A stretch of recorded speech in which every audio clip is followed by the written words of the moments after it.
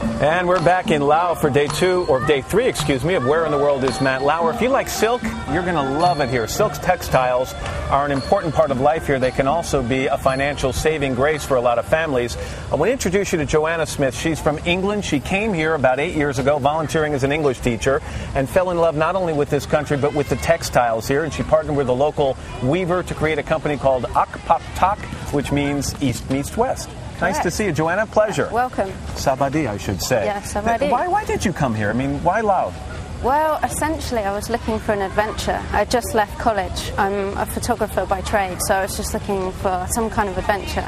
And so for the last 9 years, I've had like the most amazing textile adventure. It really is an extraordinary place. Let's talk about the weaving process, and it starts with the stars of the show. And we've got some of them in this basket right here. These are the silkworms, and they're munching on mulberry leaves, right? Correct, yes. Now, you can almost hear, we have a microphone in down. You say, in a room where there are lots of these baskets, it actually sounds like it's raining in there. Yeah. I mean, at any given time, a family will look after about 10,000 worms. So if you can imagine 10,000 worms eating mulberry leaves like continuously every day, and as they get bigger, you hear the sound munching is sounds. They do this for about a month, and then for 4 days they make, what are these? These are the cocoons.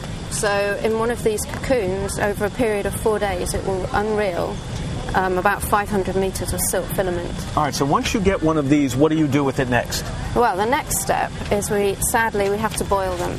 Okay. So they go off to the pot, and we unreel them. Yeah, over here. Okay, so she's boiling these right now. So we have batong, and the process, in a day, she can probably unreel about 100 grams of silk, which doesn't sound very much. Well, okay, and then over here, what's happening here? Okay, so actually, after we've unreeled the silk, we have to think about what colours we're going to dye it. So you have the different dyes up there, and you grind them up. Yeah. Okay. So we use everything from sort of turmeric to indigo leaves. She's now taking the dyed silk, and what's she actually doing? Okay, so we have to spin it onto spools, and then it's ready to be woven. Okay, and I believe this is the weaving process here. Who do we have here?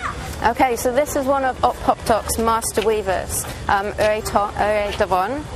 Sabadi. Yeah, and so she's weaving the piece that's going to be here on How long would it take her to weave something like this? I shouldn't point, I'm sorry, I should gesture with this hand.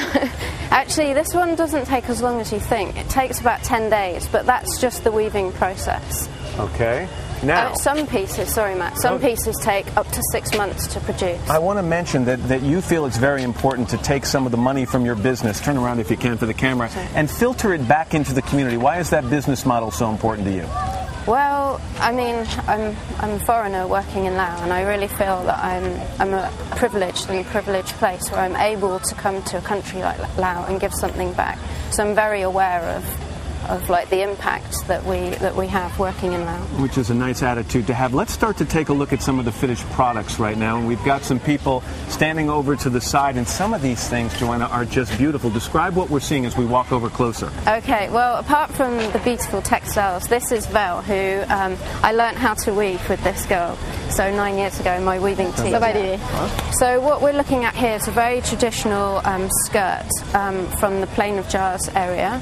And the scarf is beautiful. I don't know, Val, if you want to show us. There's a sunflower motif in there. But the motifs in Laos they're symbolic and represent different aspects of local. Thank you very much. And next we have? Over here, this is a Tai Lu skirt. I'm not sure if you know, but in Laos there's around 49 ethnic groups. Right. And so this is from the Tai Lu. It's cotton skirt, and then we have beautiful silk scarf with very intricate motifs. And this scarf actually takes about 2 months to make.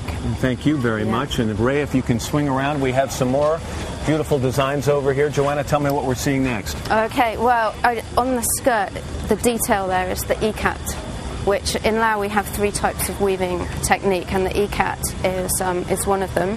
So that's that very bold motif in the skirt. Right. And then on Tong's shoulder is a scarf, which represents the rice fields in Laos. And real quickly, Ray, if you can turn around and show our last young lady at the end there, Joanna, as we say goodbye, I just want to say your designs are beautiful, and you have a website. We're going to put that information on our website so people might be able to find this. We're back right after this.